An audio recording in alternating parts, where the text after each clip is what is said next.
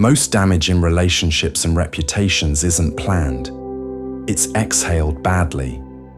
A sentence launched from tension. If you can change the first breath, you change the outcome.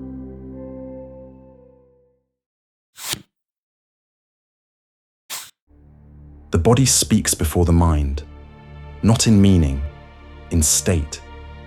When you're activated, your words become shorter, sharper, more absolute. The mind calls it honesty. The room hears it as threat.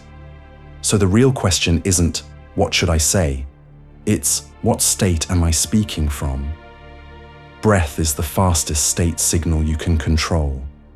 Not because it makes you spiritual, because it changes timing and tone.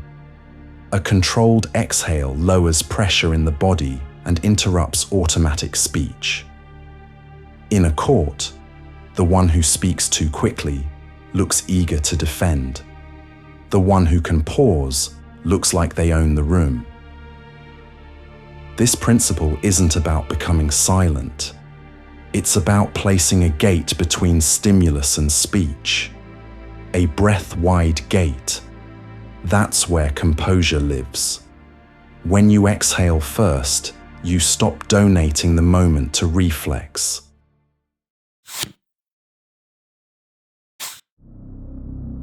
You're pulled aside after a long day. Someone says, "We need to talk about your attitude lately." Instant heat. Your chest tightens. The mind loads ammunition. You start explaining, fast. You defend. You counter. You list context.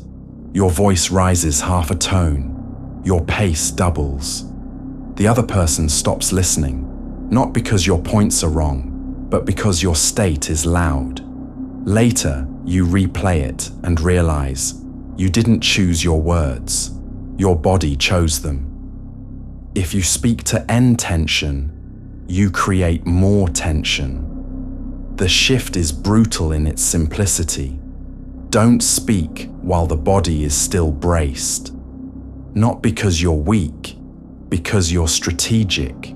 You let the activation pass through you instead of out of you. Exhale fully, then speak. Let no sentence begin until the exhale completes. Why? It forces a fraction of delay, and that delay lowers the edge in your voice. You stay in contact with the moment instead of missing it. You don't need better arguments. You need a better entrance into speech. That's the principle. Now go practice.